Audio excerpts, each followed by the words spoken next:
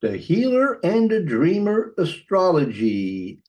Astrology, Alchemy, Dreams, and Jung. That's what it's all about. Today, we're excited to share with you about Pluto in Aquarius from 2024 to 2044, the end of globalization. I know you like that title. Yes, I think that a lot of us are kind of polarized about all of that. Yo, MC Starman, Diana Robinson here. Doing a wider lens video today, looking at the movement of Pluto into Aquarius. That's happening on the 21st of January. Sun and Pluto move into Aquarius together. We did a video earlier in 2023 called Pluto in Aquarius, A New Era Begins. Lots of information on that one. Different information than this video. So if you like what you see today, then I'm going to put a link to that video at the end of this video. And so you can make a deeper dive into that information. It's important stuff. Again, Pluto will be in Aquarius from 2024. Well, actually from last year a little bit, 2023. Till 2044. So that's a long 20 years. And so today we're going to flesh out some information, but what's your feeling on that Pluto in Aquarius, my dear Diana? I love how you called it the end of globalization, because I think it is going to really collectively test this working towards globalization that's been happening for quite a while. But I also think that it has a huge link in with the AI and the changes happening in our society and how we relate to technology and how we relate to people as individuals or groups, and if we look at them as a person or as a number.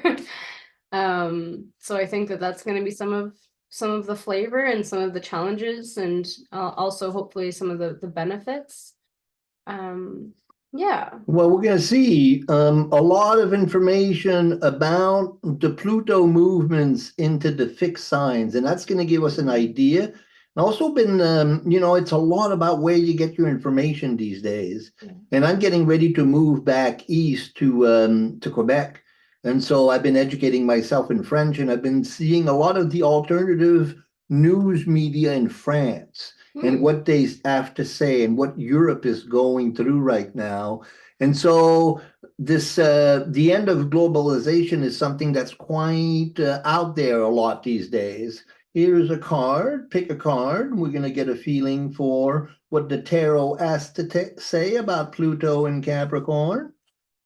The Queen of Swords. Oh, we had the Queen of Wands last time, the Queen of Swords. The Queen of Swords, sword is the element air. So Aquarius, and the Queen. The Queen is very regal. Authority. An authority. And so that's interesting. So we'll and it's sitting on a throne with like a child on it, or an angel. Well, kind of the water bearer, huh? Yeah, one, it makes me think of like the opposition to Leo. Oh, like yeah. Sitting on top of it. A butterfly as well. Right. Nice. One single bird flying in the sky. So we'll circle back to the light is too strong on it. We'll circle back to it as we go along. Let's start with the first style. All right. I love that you have really spaced it out with the fixed signs, because I think that gives us a good idea of the past and what's to come. So this is the chart of the ingress of Pluto. This is dawn, sunrise on January 20th, and you see that rising together are the sun and Pluto in the first house. We won't spend too much time. The only thing that we see is that Mercury, Venus, and Mars will soon be joining and conjoining Pluto as well.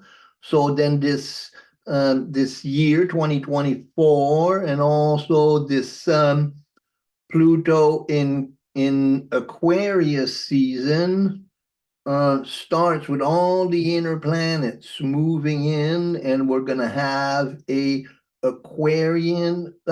Leo full moon that will be in alignment with Pluto as well. And so that's building right now. The moon is about 2/3 of the way towards the full moon, right? Yes, here it is. That's on the 20th. So then after the 20th, so this is not the next, we have a new moon coming up, which is a Capricorn new moon, and then the Aquarius full moon of, I think it's the 28th or something like that, will be in alignment with Pluto. We'll talk lots more about that.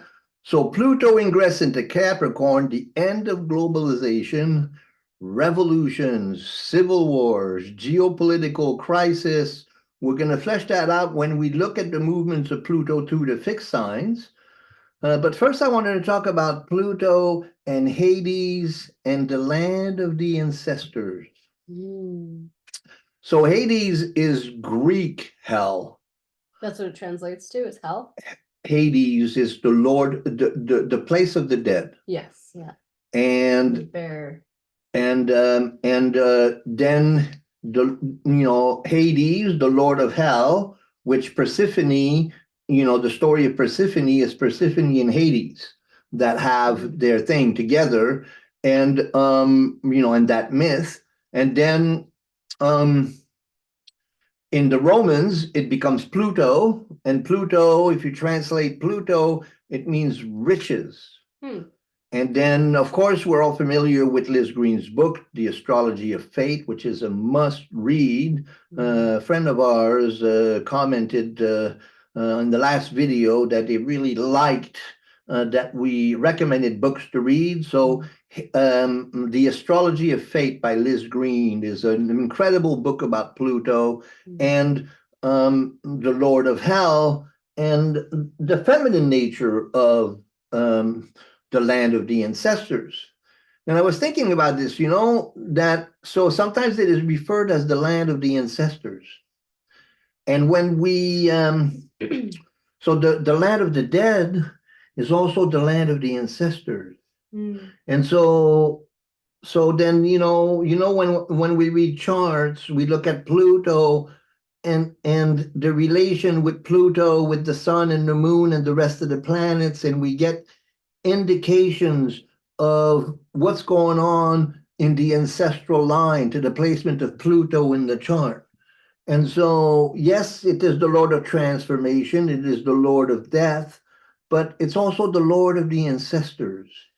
And so, one of the things that I see a lot in my work in our times is that we are really working at integrating a tremendous amount of ancestral trauma in our times. That ancestral trauma is haunting us. And what we're going to do today is we're going to look at the Lord of the Ancestors in its movement over the last full cycle.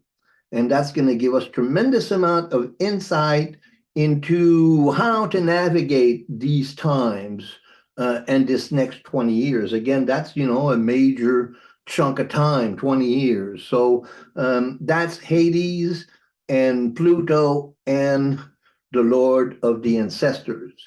Let's see the next slide. Does that make sense to you? It does, yeah. And I feel it too. There's been a huge amount of work around integrating ancestral traumas over the last, especially 100 years. So Aquarius, the water bearer. So how do you relate with the myth of the water bearer? I think I'll start with, I know a lot of people when they're first learning astrology think of Aquarius, the water bearer, as a water sign, and it's not, it's an air sign. And I feel like it's a great, I look at it like, so water holds memory. If you look at water cells, it will hold all the memory of anywhere it's been and everything it's connected with.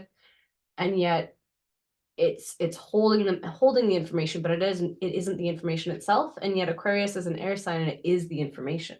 So it's like passing, I don't know, when you say ancestral, it makes me think of that, how you're like passing on all this information through your genetics or through practices or through many different forms. I mean, we still have all the water theoretically that we did a millennia ago on the earth that we all share. And all that information is circling through us all. And then Aquarius is kind of the, I look at like, it's the water bear, but it's the share of information. So a lot of Aquarian archetypes are very, I say it's like very out there with their ideas and also very full of information, and sometimes information that's unconformed. And then I see a connection to its ruling planets with Saturn and Uranus. So Saturn has this like very authoritative quality, but then also trying to bring in this utopian or higher ideal authorities, which is kind of the Uranus pole. Well, Aquarius, to start with, is ruled by Saturn and Uranus, which are very conflicting deities. Saturn eats his children because he was cursed to be told that he would be he would be thrown out of being the king of the gods by his son. So then he got into eating his children because he didn't want to lose power. So that's really, Saturn in wanting to hold on to power. And so that's Aquarius. And then Uranus is the great evolutionary and revolutionary associated with Prometheus, who stole fire from the heavens and who was forced by Zeus to be nailed to a rock on the Caucasus Mountains, and his liver was eaten by an eagle every morning, and then at night the liver would grow back, and every morning the eagle would come back and eat his liver. And so that was so that's the curse that the light bearer brings. So there, so that the Aquarian is a very detached person, because there's a lot of pain in the wisdom that he carries. Now, when we talk about the water bearer, what water are we talking about? The sacred spring of life. Well, it's the baptismal fountain. It's the baptismal water. The alchemists, they call it the aqua vitae, the water of life. The primal water, the washing water, the divine water that is used for baptism. So it's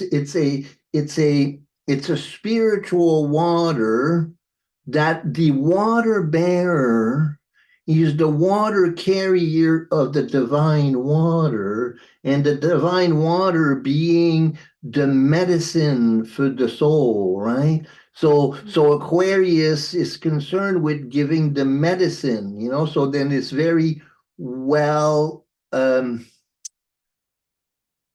well-intentioned in that it wants to resolve all the problems of the world. But again, with Saturn and Uranus, there's really a difficulty. It's a very complex sign, and again, it's not very emotional. And yet it's about a utopic group kind of ideal. Does that make sense? Yeah.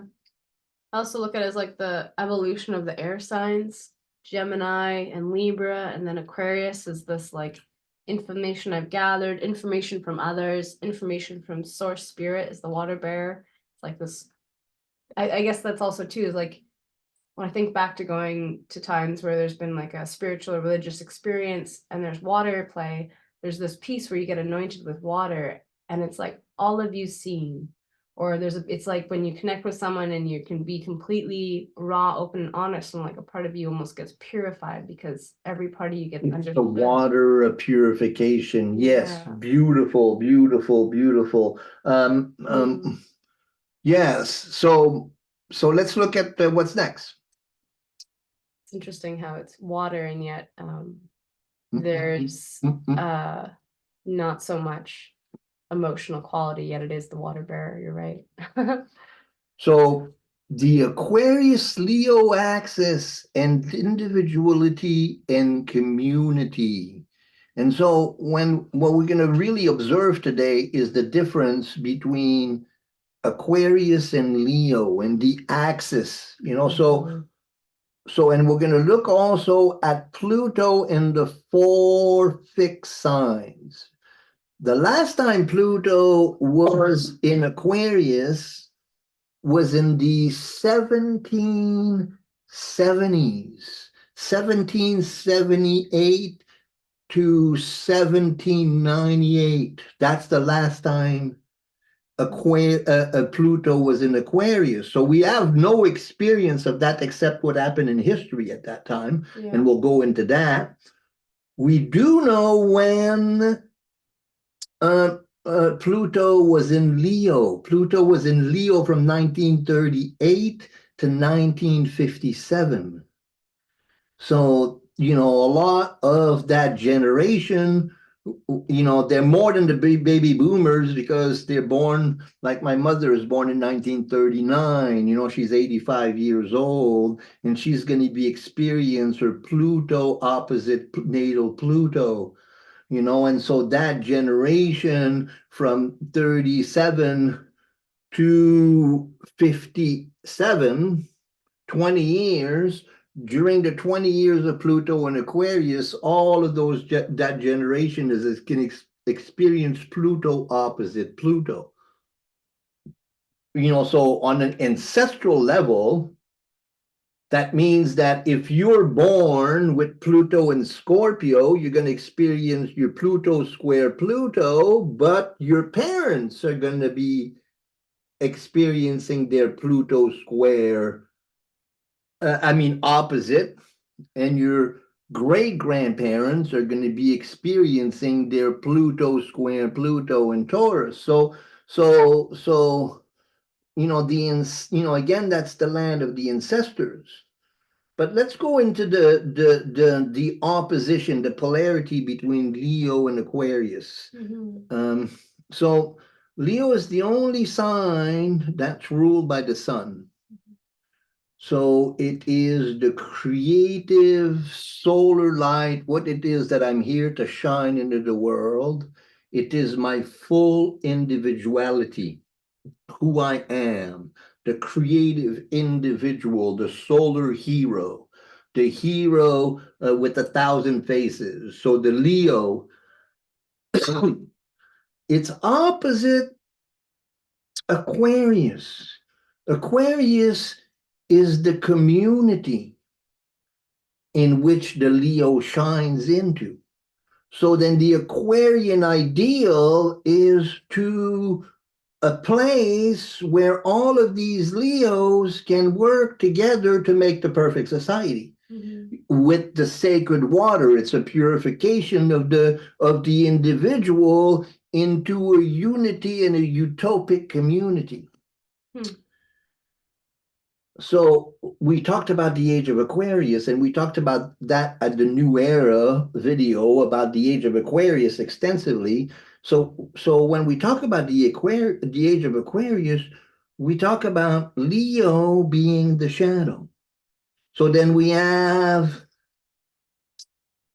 and that's what we're really focusing on, is that, some individuals get a hold of the Aquarian ideal and develop this cult of personality that becomes totalitarian or polarizing because I'm right. And so, and everybody else that opposes me is wrong. And so then what happens, the shadow of the individual in an Aquarian age, we've been seeing this for quite a while, and that's going to be kind of the theme that we see through Pluto's in the fixed signs, is this this theme of revolution and evolution and revolution against a tyrant who, creates a totalitarian Aquarian system.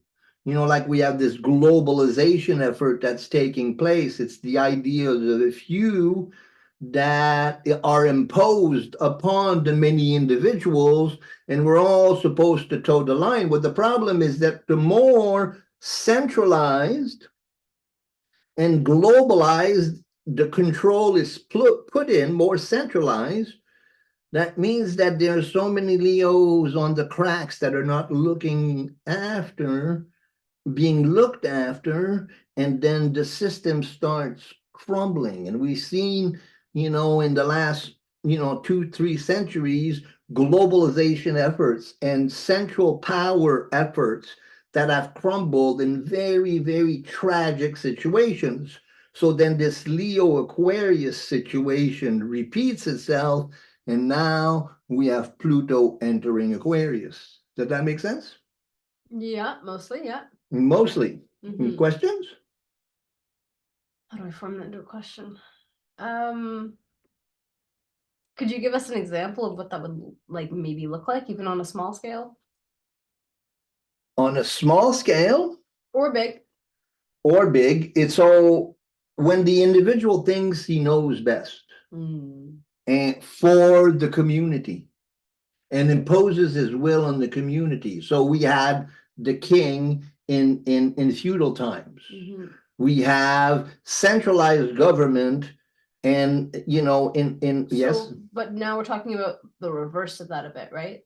yes. Because this will be in the shadow and Pluto in the light. Well, not that Pluto's light, but yeah, energy will be coming from Aquarius. So then how maybe like flipped would be, I mean, I have ideas, but I'd love to hear your Well, take on that. like what we're experiencing in Europe right now, where they have the European Union and concentrated all the power Right. in a group. Okay. Now you're seeing that all of the separate interests of all the countries, they all are going to much more conservative, and then now European, because their interests are not being looked after because it's centralized and the power is centralized, and the people that are in charge, the Leos that are in charge, don't look out. They think they're the ones who are right and impose their own truth on others. And so truth, in order to be true, we have to consider the polar opposites of that truth. Yeah. So that, Jung says, for truth to be true, absolutely true, the opposite also has to be true. So that whatever I say to be true, the opposite of that statement is also true from the perspective of the opposite. And if I label that other person as evil because I'm the one that's right, then I create polarization. And that polarization is what happens in Leo Aquarius. We get, like what's, being really apparent is that if you don't agree with the Aquarian ideal, then you're an evil Leo. Right. You're an evil individual and you're labeled like that. And that's really good for those who are empowered, but then it creates dissent, and if whatever you have a truth that you insist upon, then you empower the opposite. If you're crazy about your own truth, it's just a question of time till the opposite craziness manifests. And so then we have a polarization that's created by a one-sided view, which is this idea of globalization. And then that idea is creating a pushback. And it's very interesting because if you look at the movements of Pluto through the zodiac, you're going to find that that is kind of the underlying story of the last 200 and so years. So let's look at that. Did that make sense? Or did we flesh that out a little bit better? Thanks for fleshing that out. Yeah, it does make more sense. Well, you don't usually say, no, what you said didn't make any fucking sense. But there were some parts my brain skipped. Could be me listening skills too. Oh, no problem, no problem. So Pluto in fixed signs. So in Aquarius, January 2024 to January 2044, that's 20 years. Okay, that's what we're coming into. Then in Scorpio, December 83 to 95. So if you're watching this and your birthday is between 83 and 95, if it's closer 83, then you're going to your Pluto square Pluto. And so, especially at the beginning, but also later, you're going to be very much feeling this Pluto in Aquarius. Now, what happened during those years? Pluto in Scorpio. 83 to 95. I was born at the end of that, so I don't know if I have much memory to recall on, but the Cold War ended sometime in there or no? Well, in the early 1980s, those were the Reagan years. Okay. And there was tremendous tension between the Soviet Union and the United States. There was a movie that we went and saw in 80, 82, 83 called The Day After. I've heard of this movie. The Day After was a movie of what things would look like the day after a nuclear holocaust.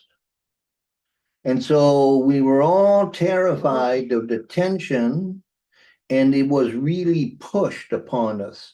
Very similar to what's going on right now. Recurring theme. What the totalitarian seeks to do is that he needs to label an enemy. Whoever doesn't agree with me is an enemy. Back to the Leo. And so then if he's the enemy and the evil one, that allows me to be that much more controlling. Because now we have a common enemy and you need to listen to me because I will protect you from that enemy. So, so then we had that in 83. So the beginning of, Pluto in Scorpio. And then by 87, 88, then we had the Uranus-Neptune conjunction. And then we had this great, amazing revolution that took place. The Iron Curtain fell, the Berlin Wall fell, Soviet Union was dissolved in 93, and we got into this incredible new period where the enemy was no longer, and the Americans thought they won the war. They were going to be the bosses. Of course, by 2000, they labeled another enemy because that makes, the totalitarian movement always depends on a common enemy, which makes the leader important to listen to. Because if we don't have an enemy, then really there's no conflict. And also, the military-industrial complex works on war, so there's always a benefit. It gets the American economy going. Those are some pretty big Scorpio themes too. That's Pluto and Scorpio. And if you have Pluto and Scorpio in your generation, so 83 to 95, then you kind of really understand these things, and you were born during that time, and these things are real to you. So let's look at the next. So that's when it's the last time when it was square, and then in the last opposition. So that's 1938 to 1957. It's a 19-year period. 38 to 57. A lot of people I look up to and don't look up to were born during this period. Well, the Pluto in Leo generation is a Leo. The Leo archetype is really freaking intense. They're really intense individuals, and with a lot of power. Pluto means riches, right? A lot. And we have 1938 to 1957. So, like, what happened during that time? Well, we know the World War II. We know that for sure. But that. But then after that, we had the Korean War. We had all kinds of conflict that were, geopolitical, and we had the this demonization of the opposite that happened on both sides, and the fascism. We had, huge amount of turmoil in Spain, and then we have, the beginning of, all of the conflicts in Southeast Asia, and then we had the Chinese Revolution, that happened at that time too. So we're talking about, this polarization of the enemy. That's when it really happened, right? Because during World War II, the Soviets raced to Berlin with the Americans, and they got there in the same time, and then they split up into the polar opposite. So that polar opposite that we saw in Scorpio and that we're seeing now was really born during that time. And here we are again, because so the conflict with Ukraine and Russia and what's going on, and even the conflict with Israel, that's when Israel was born, right? And then throughout these times, 1980 war in Israel, so then we can start seeing the influence of Pluto in the geopolitical scene, and this conflict between Leo and Aquarius, and the individual versus the Aquarian ideal, and what happens if the individual tries to unjustly control the community, so then, the shadow, aspects of those two signs.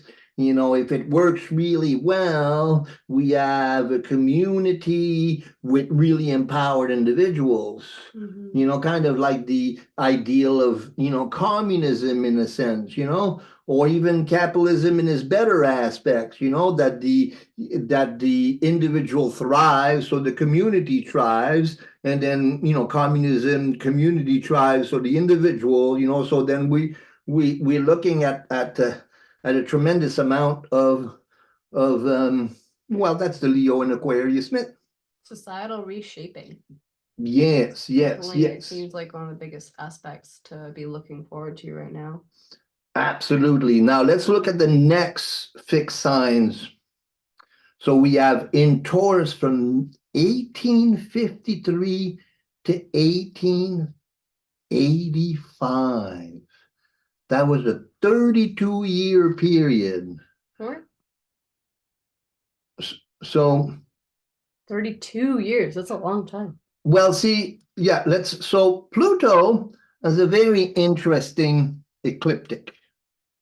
So when Pluto moves towards Libra, through Libra, Scorpio, and Sagittarius, it moves really fast, and it's much closer to the Earth. It doesn't move any faster, but it's closer to the Earth, so it stays in that sign for only those signs about 10 years. And then in Capricorn, it's 20. So now Pluto starts getting further and further. In Aquarius, it's going to be 20. It's going to be 25 in Pisces.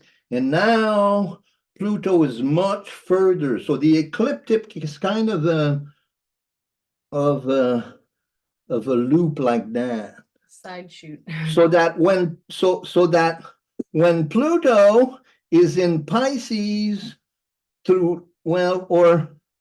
let's see, Aquarius to the beginning of Leo, or Pisces to the beginning of Virgo, that takes 170 years, that Pluto to go to that half of the zodiac, and it only takes 100 years to go to that half of the zodiac. 107 to 100? 170. 70. 170 years on this side, and 100 for that half of the zodiac. So you'll see that in the next slide there. So now we have, so I was doing my research before this video, and I was saying, okay, what the hell happened in 1853 to 89? Yeah, what did happen?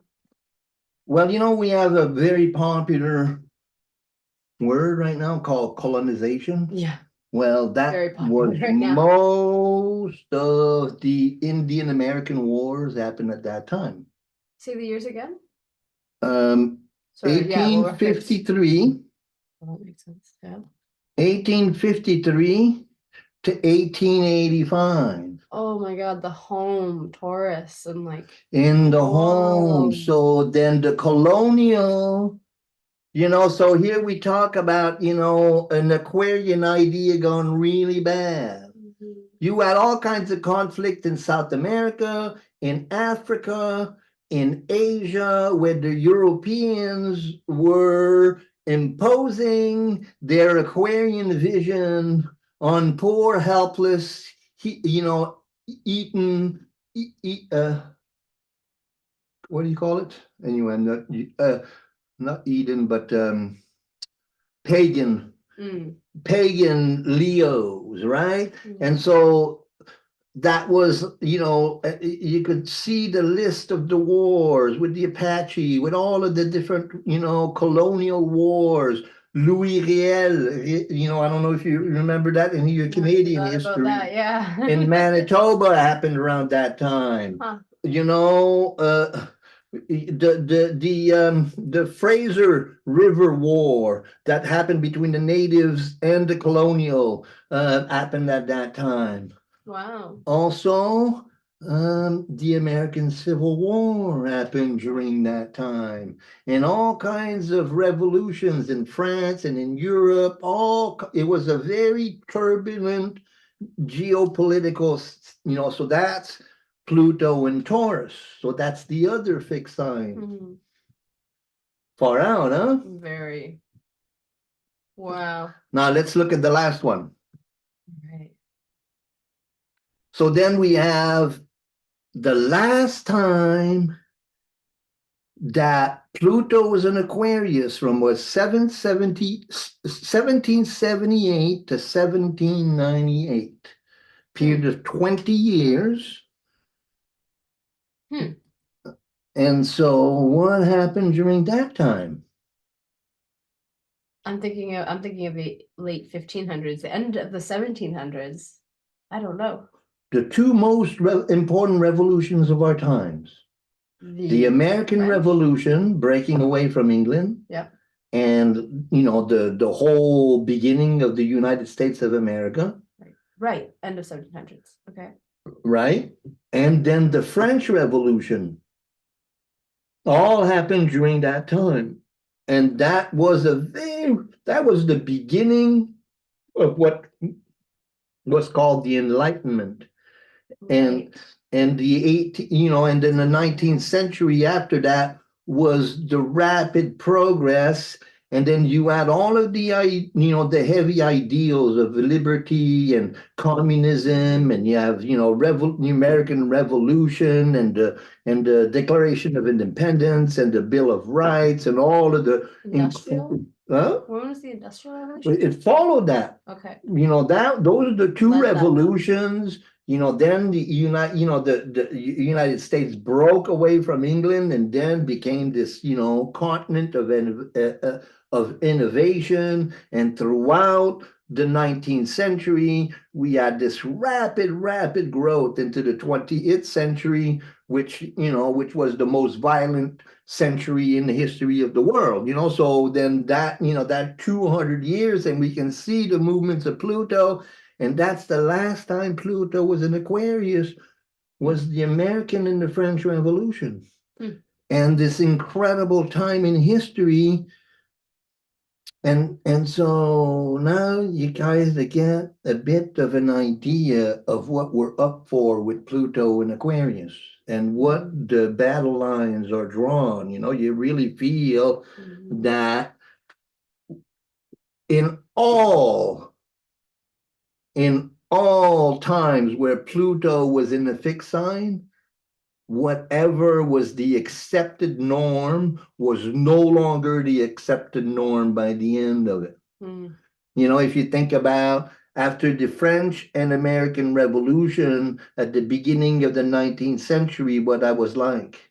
And then you think about, the colonial wars and what the world was like after. and then World War II and the early 50s, and and the tension that was created then between communism and capitalism. And shortly after that, we had the Pay of Pigs, and we had the 60s, and then we have the Pluto-Uranus conjunction that happens in Virgo in the 60s, so then astrology is an incredible tool for really understanding the evolution of the human experience. And again, we're looking at it from the fixed sign lens, but also from the Leo-Aquarius polarity. How was that? That's great. It's a full exciting ride. And again, this video complements the other video that we did, Pluto in Aquarius, a new era, or a new era begins, or something like that. So anyway, we got lots more information in that video, but I got some more information on you just before we close out here. And so that's Pluto to the signs, Leo through Aquarius. So if you look, from Aquarius to Leo, from Aquarius to Aquarius, you got, okay, no, so you got 1778 at the beginning of Aquarius to 2024, so that's 22, so that's 246 years, right? From the beginning, from the beginning to the end. So 1778 to 2044, so it's 266 years. So the cycle, and if you look at from Aquarius to Leo, you got 106 years. But on the other side, from Aquarius to Leo, you got the 160 years. So now we're going to look at the first let's get back to that, because we're going to look at the, from Leo to Aquarius. Let's start from the bottom. So 38 to 57 and 19 years. And we looked at that period again. Then what happens in in Virgo, when Pluto's in Virgo, 57 to 72. And that's the time of the Uranus-Pluto conjunction. Wow.